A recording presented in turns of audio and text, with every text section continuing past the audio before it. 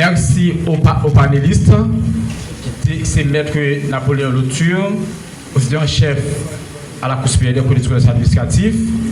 Madame Martine Destin-Lédor, directrice chambre financière secteur politique.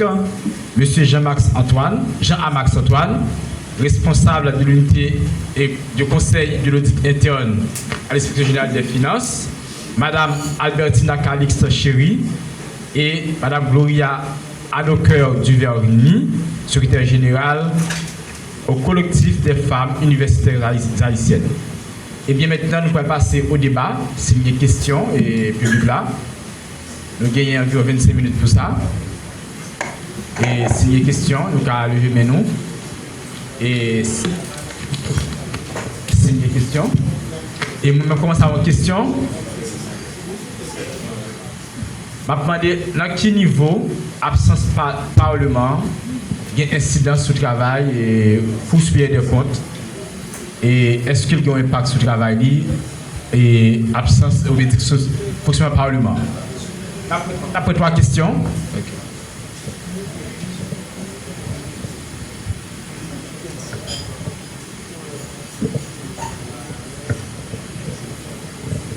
Test 1, 2. Bonsoir tout le monde. Et moi c'est Doubia Alexandre, étudiant en administration publique. En fait, moi félicite nous pour exposer. Et moi j'ai une question globale, après ça m'a posé chaque institution ça une question. On va faire une question ça. On va prendre tout le temps. On va poser une question. Seulement seul? Oui. Si il y a une place, on va retourner, mais rappelle-toi pour le débat. Ok, est-ce que je peux poser une question à plusieurs volets? Non. C'est toujours une question bien rapide. Ok. Oui. Ok. M'a dit à chaque institution ça donc qui pique au défi que vous rencontrez dans le travail que vous avez fait en général. Et puis moi j'ai une question pour c'est ce que dit la théorie. Donc qui lien CSCC avec poste comptable et puis contrôleur financier. Et puis okay, merci. C'est déjà beaucoup. Ok, merci. Ok.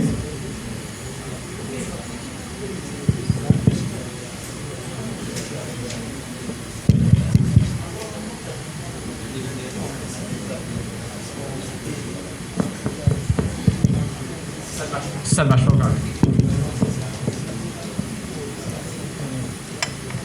Bonsoir tout le monde, et je suis Kerry Alexandre et je remercie les panélistes. Ma question sera adressée spécifiquement à la Cour supérieure des comptes parce que j'ai une préoccupation fondamentale au sujet d'un conflit de loi qui surgit avec la Cour de cassation. Et pas la Cour de cassation, la Cour supérieure des comptes et du contentieux administratif. Et avec le décret de 2005 et ce qui a été pris par Jovenel Moïse le 6 novembre 2020. C'est-à-dire le décret de 2005 avait conféré à la Cour de cassation un double contrôle, à la Cour des comptes un double contrôle, c'est-à-dire un contrôle a priori et ensuite un contrôle a posteriori. Mais avec le décret de Jovenel Moïse, le 6 novembre 2020, je crois, donc l'article 2 mentionne textuellement ou bien expressément que le contrôle a priori qu'avait la Cour a été annulé. C'est-à-dire, désormais, la Cour a un contrôle a posteriori. C'est-à-dire, lorsqu'il y a un contrat, la Cour n'a pas à prononcer a priori, mais c'est a posteriori. Et puis, ok, merci. Là, pour l'instant, des panélistes qui ont une question, il y a plusieurs pour la Cour des comptes. Non, n'obligez pas de répondre à plus de questions, il va rappeler le temps.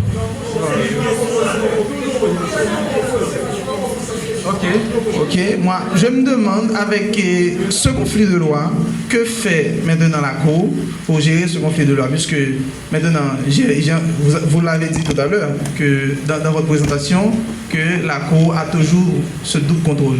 Puisque maintenant, il y a un conflit de loi qui surgit et que le décret de Jovenel Moïse a donné un contrôle a posteriori. Je me demande que fait la Cour.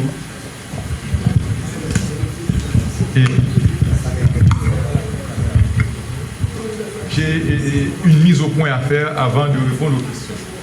c'est que, et comme on le sait, la Cour des comptes n'a pas pour mission directement de combattre la corruption. Ce n'est pas sa mission. Mais la question, est-ce que la Cour, dans le cadre de ses activités, dans l'accomplissement de sa mission, est-ce qu'elle contribue à la lutte contre la corruption? La réponse est oui. Donc, nous autres également, nous avons identifié les 10 problèmes souffrés que nous vous les présentons la semaine prochaine. Les 10 problèmes et les 10 solutions. Ok? C'est cette mise au point que je voulais faire bien avant de répondre aux questions. Maintenant, vous faites référence au décret qui a été pris le 6 novembre 2020 par l'ex-président, le feu président Jovenel Moïse, par rapport à la Cour des comptes. La Constitution de 1987, en son article 200.4, fait que à chaque fois que l'État va être engagé au plan financier, la Cour des comptes doit être consultée. Autrement dit, la Cour doit donner son avis sur le projet de contrat à caractère financier auquel l'État est parti. Lorsque le feu président avait adopté le décret du 6 novembre 2020, c'est pas que le décret a annulé expressément ce contrôle-là que la Cour va exercer, parce que, au regard de la Constitution, l'octroi de cet avis est obligatoire. Ce que le législateur avait pris le soin de spécifier dans le décret du 6 novembre 2020, c'est que le législateur a inscrit dans son texte un type de décision qu'on appelle décision implicite. La décision implicite signifie que si, après un certain temps, l'institution n'a pas réagi à l'avis qu'une autre institution lui avait sollicité, ok, eh bien, la décision, la Cour est réputée donner son approbation. Mais, jusqu'à présent, ce contrôle a priori exercé par la Cour sur le projet à caractère financier auquel l'État est parti, eh bien, la Cour exerce ce contrôle. Ce que ce décret-là a apporté comme particularité, c'est que si le décret avait donné à la Cour un délai pour se prononcer, pour donner son avis. Passé ce délai, eh bien, la Cour est réputée avoir donné son approbation au projet. C'est ça. En ce qui a trait, par exemple, au défi rencontré, je ne sais pas si M. Mathilde Destin va répondre. Défi rencontré lors de notre travail. C'est ça. C'était ça? Ok. Au niveau du contrôle d'une affaire audit, le plus gros défi que nous rencontrons nous-mêmes, c'est concernant la reddition des comptes. En Haïti, depuis le bon l'a géré, ou dit le faut que les jours ça le fait avec l'argent, tout problème éclate. Vous conservez la carte, vous voyez le marché, vous dites vin dim qui sont achetés avec quoi bon madame n'a dit voler, madame n'a dit ceci, madame n'a dit cela. Depuis ou praler faire audit, c'est le plus gros problème que vous avez. Le pour moun yo bon document, c'est tout une histoire, vous avez bon document, c'est fait ça qui quoi, etc. C'est ça qui est le plus gros défi que nous gagnons et qui, en quelque sorte, ralentit nous en grande partie. Parce que si vous n'avez pas de document, pour vous-même, pour faire ce travail là, vous perdez un pile temps, on vous dit qu'il prend des mois, alors que vous n'êtes pas obligé à prendre tout le temps ça, nous prenons jusqu'à 1 an même. Tout simplement parce que moun yo pour au bord dossier, pour au bord document, c'est toute une histoire. Donc, le coup, nous-mêmes, nous ralentissons pour faire audit là. Parti tribunal là, lui-même, il ralentit tout. Parce que lui-même, il est obligé de temps nous pour nous faire la matière là. Et là, nous finissons la matière, lui-même pour continuer de travailler encore. C'est l'autre histoire. Donc, c'est ça pour nous-mêmes, puis gros défi que nous gagnons.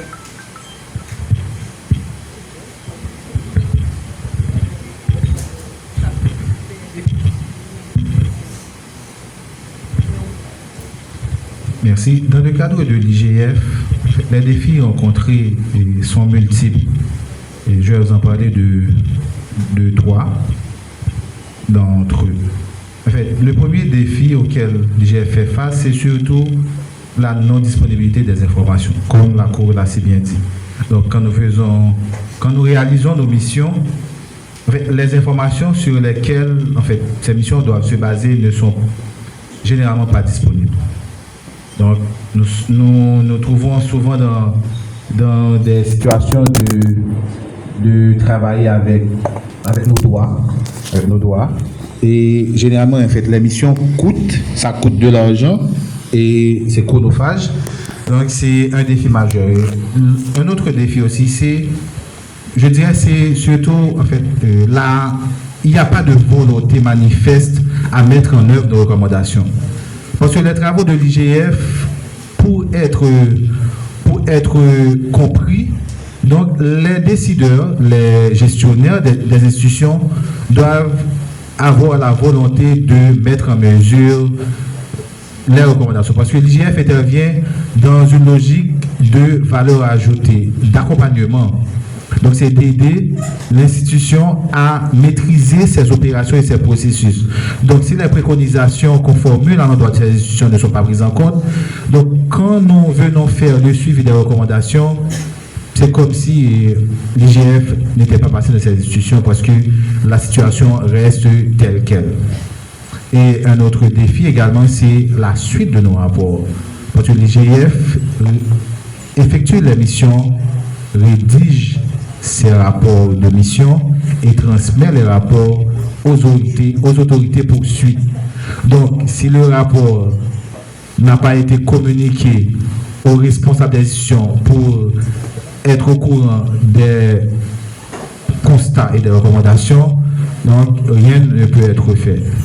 Et je vous invite du coup à visiter le site de l'IGF parce que nous avons les résumés de nos missions qui sont sur notre site.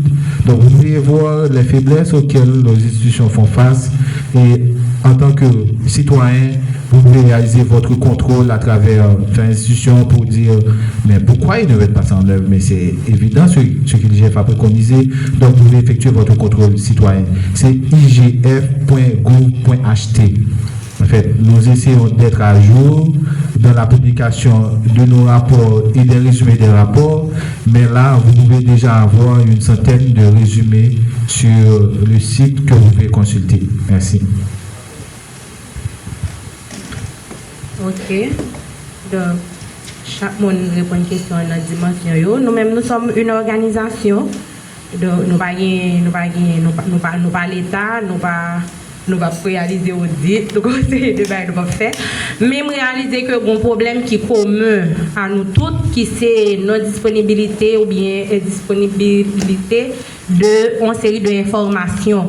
Parce que pas oublier que nous sommes dit là dans des travaux que nous réalisons, c'est nous mener des enquêtes, nous faire des travaux en atelier.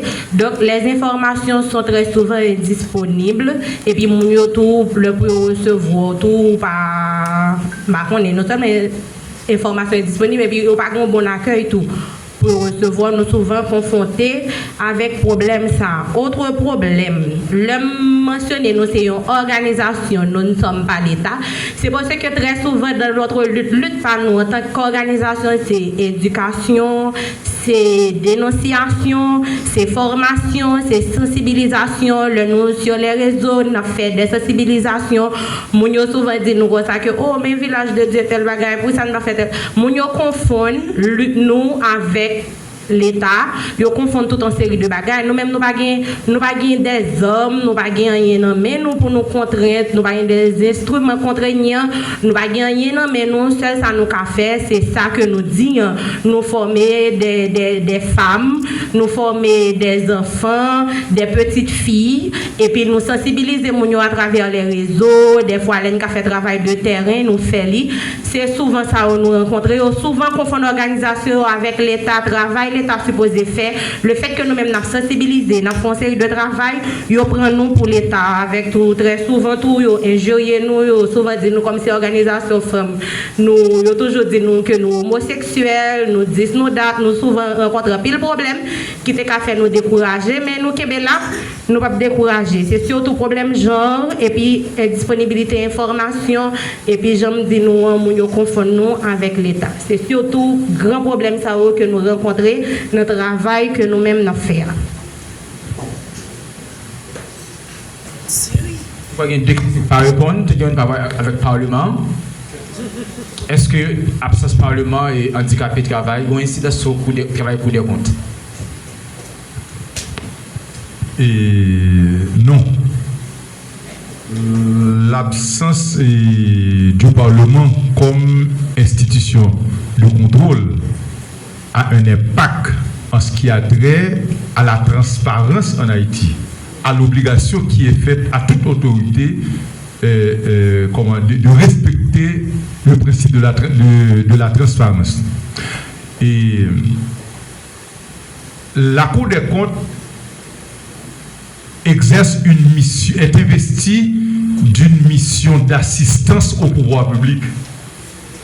Et c'est dans ce cadre, par exemple, que lorsqu'on avait réalisé la question, disons le rapport Petro-Caribé, le Parlement avait demandé à la Cour d'approfondir ce rapport. Et la Cour avait effectivement réalisé ce travail puisque le décret organique portant l'organisation de la Cour le permet. Donc la Cour avait réalisé ce travail et elle l'avait réalisé pour le Parlement. Maintenant, étant donné que la Cour des comptes, conformément aux dispositions de l'article 233 alinéa 2, deuxième alinéa de la Constitution, la Cour des comptes n'a pas de pouvoir juridictionnel sur la gestion des ministres, des membres du gouvernement. Donc, les membres du gouvernement, au regard de la Constitution, bénéficient de ce qu'on appelle privilège de juridiction. Cela signifie le compte de gestion des ministres, des membres du gouvernement est analysé et par la commission bicamérale du Parlement lors du vote de la loi de règlement. Maintenant, pour réaliser son travail, étant donné que chaque année, la Cour fait un rapport sur la gestion, sur la situation financière du pays, eh bien, ce rapport-là est remis au Parlement. Donc, le Parlement va voter la loi de règlement à partir des informations recueillies par les membres de la commission bicamérale et le rapport qui lui est donné, par, disons, la Cour supérieure des comptes et le Conseil administratif. Autrement dit, le rapport annuel de la Cour permet au Parlement de réaliser son travail. Mais chacune de ces institutions de contrôle exerce leur mission dans le cadre de leur champ d'action. Donc, l'un n'empêche pas l'autre de réaliser son travail. Donc, lors même que le Parlement n'existe pas, donc, la Cour continue à réaliser son travail normalement, sans aucun problème. Ok, merci. C'est une question que je vais répondre au Sénat et comptable public, parce que la question a été...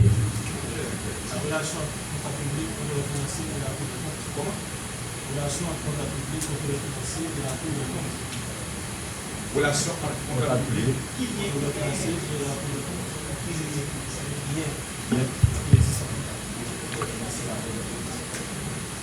Donc, lorsque nous parlons de comptable, contrôleur financier, c'est ça. Donc, nous sommes dans la chaîne de contrôle. Chaîne de contrôle. La chaîne de contrôle nécessite l'intervention de plusieurs acteurs. Maintenant, par exemple, le contrôleur financier exerce un contrôle interne.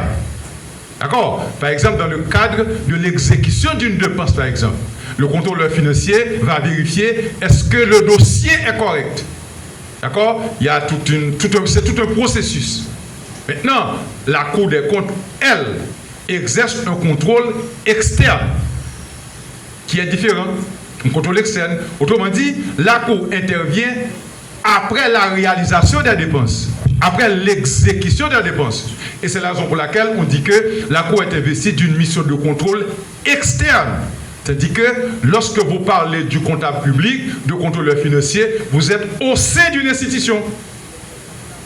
D'accord? Au sein d'une institution. Autrement dit, avant que le comptable paye, par exemple, le mandat d'ordonnance émané de l'ordonnateur, par exemple, le comptable public a pour mission de vérifier si le dossier est correct.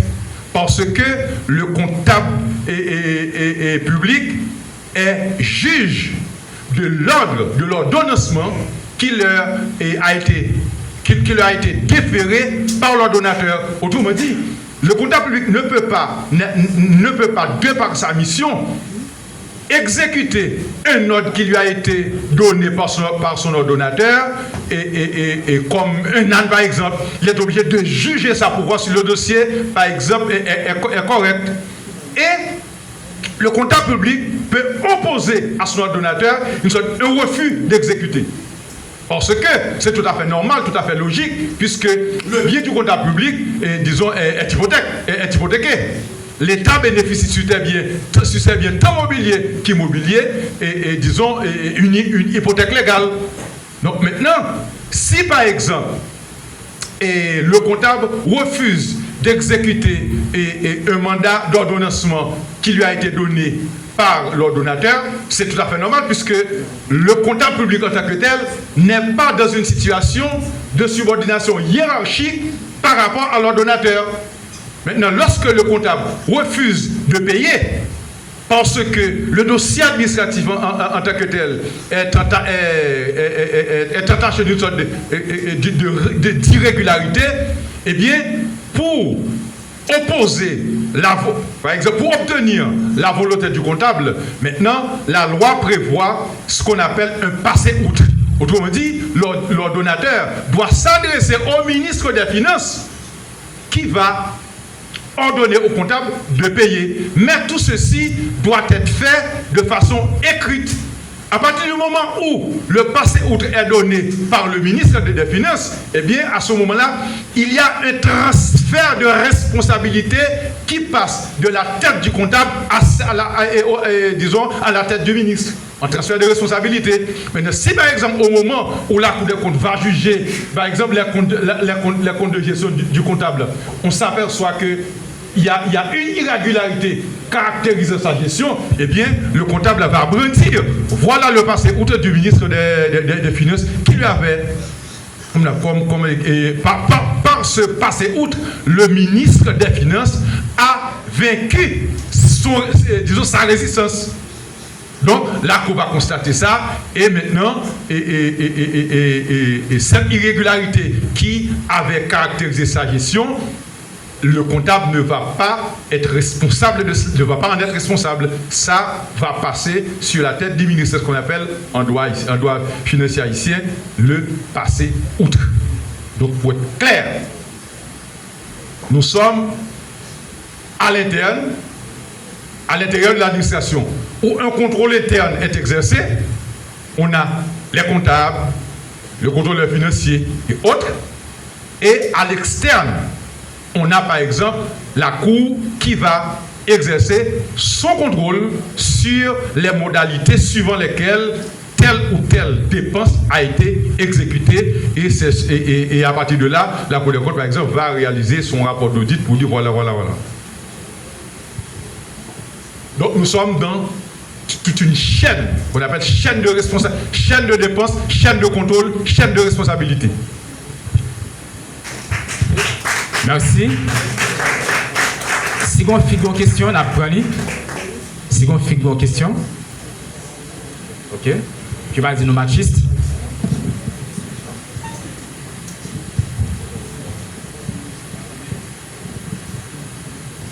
Bonsoir tout le monde. Donc je suis Pierre-Luigi Corini. J'ai pu entrevoir que beaucoup d'institutions qui sont responsables de contrôle administratif avancent la théorie selon laquelle elles ne sont pas responsables, mais elles ne sont pas vraiment concernées par la question de la lutte contre la corruption, qu'elles peuvent en effet donner une aide quelconque. Moi, je me demande, est-ce que c'est pas pour en fait se dédouaner de certaines responsabilités? Parce que je ne sais pas si, est-ce que vous considérez que c'est seulement les institutions de répression qui sont responsables de la question de la lutte contre la corruption? Est-ce que vous n'entrevoyez pas en fait votre travail en tant qu'institution qui est de contrôle administratif en fait? Moi, je l'entrevois et j'aimerais savoir comment vous entrevoyez cette question de lutte contre la corruption. Merci. Ok, une deuxième question. Deuxième main après comme dernière question. Question que nous avons adressée à deux derniers intervenants. Parmi 9 problèmes nous évoqués, il y a 2 problèmes comme si qui intriguent mon pile, c'est question chômage et inflation. Donc si nous avons réinterprété, j'en voulais expliquer chômage avec inflation dans l'économie haïtienne, c'est comme si c'est une conséquence de mauvaise utilisation de finances publiques. Bon, d'après nous-mêmes, qui considération théorique, épistémologique et méthodologique nous fait pour nous faire ça. Donc nous insistons un peu sur question FIO. D'ailleurs, on est dans l'économie haïtienne qui taux de chômage, comme taux de chômage et mesdames, que ce soit dans le milieu urbain ou bien dans le milieu rural, est-ce que nous avons des données comme ça? Ok, merci. Je vais prendre des dernières questions à répondre dans le cas de Nathan là. Considération épistémologique. Je vais faire 2 considérations avant de passer au modérateur. Et j'aime comprendre le rôle du Parlement dans la question contrôle gouvernement. Absence Parlement, c'est une catastrophe pour le pays. La guerre des ministres qui contrôle sur eux. Et qui est-ce qui contrôle le budget pays? Je l'ai dépensé pour y a. Sous qui base ou mise à de décharge? Est-ce que le Parlement a fait des contrôles? L'Elvini sous ça va passer pour y a. Et puis pour IGF, est-ce que les recommandations sont par contraignantes? Est-ce que c'est des recommandations et si vous voulez prendre en compte, est-ce que vous avez un rapport ULCCO qui respecte la justice, nous même qui finalité rapport par nous? Ok? Ok, je vais commencer. Ma vais essayer de réponse à la première question. C'est concernant en fait le rôle des institutions dans le contrôle administratif. En fait, comme je l'avais dit dans mon intervention, chaque institution de contrôle à un niveau ou à un autre a son rôle à jouer dans la lutte contre la corruption.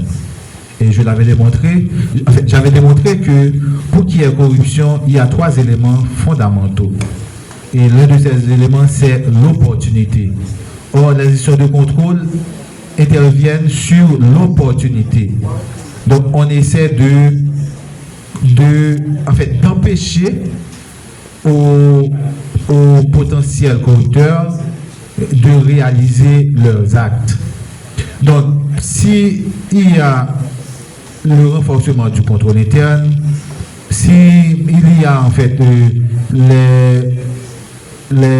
si les contrôles internes sont vraiment en fait je dirais au top au niveau des institutions, donc il y a une séparation de tâches, il y a des moyens de contrôler vraiment les agents. Donc ça, c'est un grand pas dans la corruption. Parce que même quand le corrupteur aurait la pression et pourrait justifier son acte, mais s'il ne trouve pas le moyen de le faire, donc ça ne pourra pas se faire. Donc c'est à ce niveau que je pense que les institutions de contrôle dans le contrôle administratif interviennent. Et toutes les institutions de ce contrôle, de ce type de contrôle, ont leur rôle à jouer dans la lutte contre la corruption. En fait, ça, c'est, je dirais, en fait, le travail principal de ces institutions. Mais En fait, par ailleurs, on peut également dire que ces institutions peuvent entreprendre des actions de sensibilisation, de formation et d'autres types d'actions pouvant intervenir sur la rationalisation de l'agent, en fait, du corrupteur. Donc, si on communique à ces personnes des valeurs, on leur inculque des valeurs qu'elles doivent suivre, donc elles ne se sentiraient pas en mesure de justifier un mauvais acte. Donc là, on réduirait la corruption dans ces deux piliers. Donc le pilier de pression, ça c'est à la personne de ne pas vivre au-delà de ses moyens, ou du moins au gouvernement de mettre des incitatifs pour que l'économie avance bien. Donc l'autre question, c'est les recommandations de l'IGF. Je vais terminer avec ça. En fait, oui, l'IGF intervient dans l'accompagnement. Donc, nos recommandations ne sont pas, je dirais, forcément contraignantes. Pourquoi? Parce que ce ne sont pas des obligations qu'on fasse aux institutions, mais ce sont des recommandations pour pouvoir améliorer leur façon de faire. Par exemple, l'IGF peut préconiser une recommandation et l'institution en trouve une meilleure. La recommandation de l'IGF ne doit pas être forcément prise en compte parce que l'institution, ou du moins les dirigeants de l'institution sont les mieux armés pour mettre les recommandations en œuvre. Donc si l'IGF, par exemple, en fait, je vais prendre un exemple plutôt, en fait, banal en quelque sorte. l'IGF vient à l'AFPEC pour réaliser un audit, on trouve qu'il fait très noir, dans cette salle. Donc on dit que l'AFPEC doit être en mesure d'acheter une génératrice pour pouvoir alimenter la salle avec de l'énergie. Non, mais ça, l'important pour l'IGF, c'est que la salle soit éclairée. Mais ce n'est pas le moyen dans lequel la salle va être éclairée. Donc l'AFPEC, à ce niveau, peut décider de mettre l'énergie solaire, hydraulique, peu importe le moyen. Mais nous n'avons pas, comme vous l'avez dit, la force contraignante pour inciter les dirigeants à mettre ces recommandations en œuvre. Donc faudrait-il que les dirigeants de ces institutions, les responsables, soient en fait aient la volonté de vraiment bien réaliser leur travail. Donc c'est la réponse à votre question. Merci.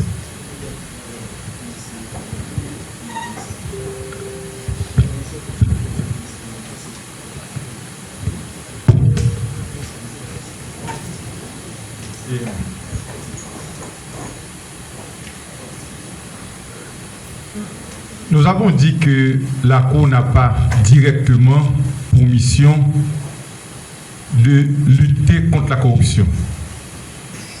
La question a été, est-ce que c'est pas un moyen par lequel on dédouane les gens les corrupteurs?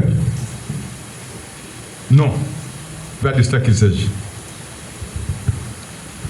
En l'état actuel des choses, Haïti dispose d'un écosystème institutionnel de contrôle des finances publiques qui comporte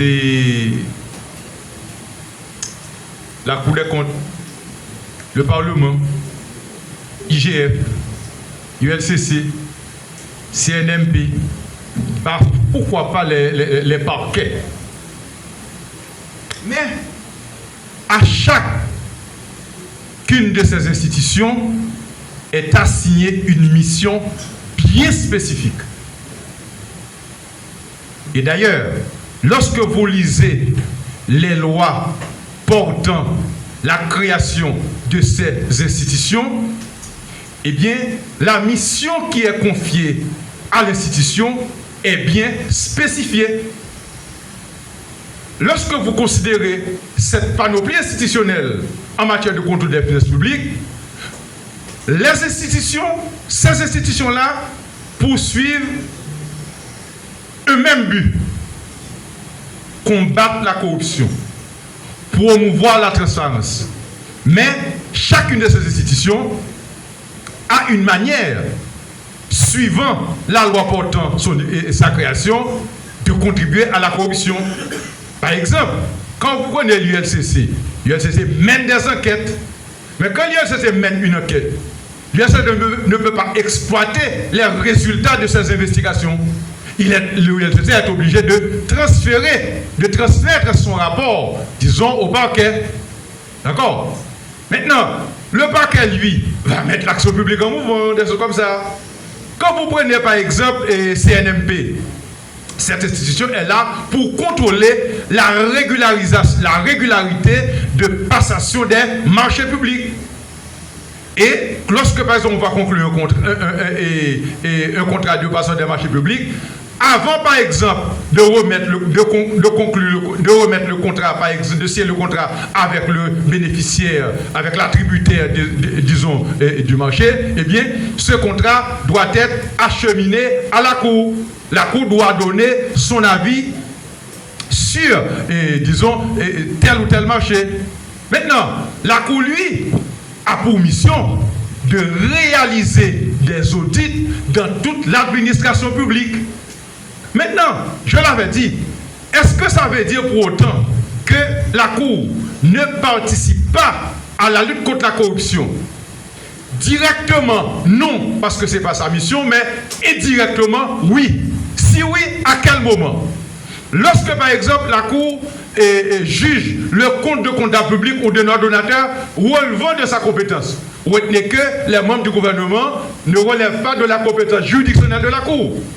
Maintenant, la Cour, je l'avais dit, juge les comptes du comptable ou bien de l'ordonnateur. Eh bien, si cette personne-là écope un arrêt de débit, eh bien, cela signifie que cette personne-là a mal géré. Eh bien, c'est un cas de corruption. Eh bien, indirectement, la Cour concourt à la lutte contre la corruption. Je dis et je redis, directement, c'est la mission de l'UNCC, mais indirectement, la Cour participe à la lutte contre la corruption.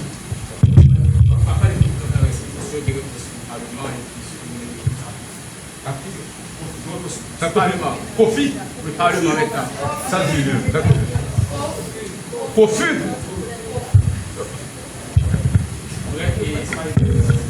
Ok, merci pour la question, monsieur. C'est sûr que vous êtes économiste quand même. Mon économiste, pas pour la volonté de l'inflation, économie, pour ça va attirer attention. Et bon, à ce sujet, l'inflation, dans la dimension que nous prenons, l'inflation, c'est non économie de marché, gagner prix bien et services qui varient. Des fois, il y a certains prix bien et services qui augmentent, des fois, gain qui diminuent. Mais regardez nos économies, côté toute bagarre monter, bon là on parle de l'inflation, tous nos besoins sont pas que l'argent. Pas oublier que nous parlons de l'inflation dans la rubrique détournement de fonds et contrebande. Nous, dans le pays, on va sans savoir, dans le pays, tous nos besoins sont pile comme, on met bon comme dans le sont pile good. L'on achète un bagage ou son petit cal produit ou acheter ensemble avec lui. Ça, yo affecté femmes. Yo affecté femmes en pile parce que très souvent, bien que yo prennent pour travail nous avons profité de tout que garçon à le marché, garçon fait manger.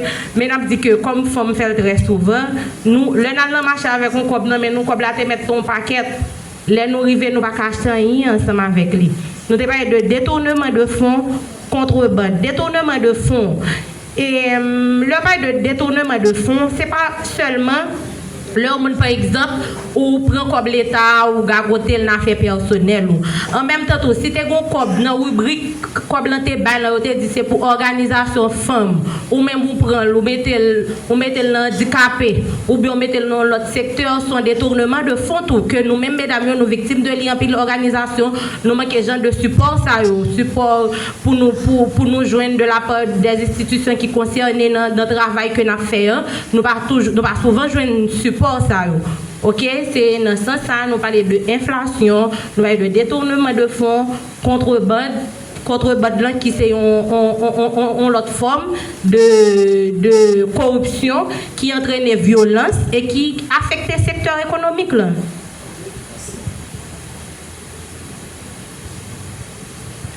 Bon, et sous parlement c'est une remarque, nous arrivons à la fin et fin débat autour. Nous avons dit merci avec l'institution qui est présentée aujourd'hui. et Cour des comptes, Inspecteur général des finances et puis collectif des femmes universitaires haïtiennes, COFU. Je m'applaudis très fort, s'il vous plaît. Je remercie chaque participant, je remercie la presse qui était venue couvrir l'activité ça. Et on a des possibilités pour capable lire toute intervention dans l'intégralité dans le prochain annuaire 10 sur 10 et AFPEC qui sont une sorte de documents pour que AFPEC prenne un problème, il proposer 10 problèmes, il proposer 10 solutions pour eux. Et le prochain annuaire c'est sur corruption la sortie en 2024. Merci au nom de la chaire et gouvernance de l'AFPEC et rendez-vous au mois prochain pour un prochain forum sur la justice. Ou la justice à lutte contre la corruption. Merci, à la prochaine.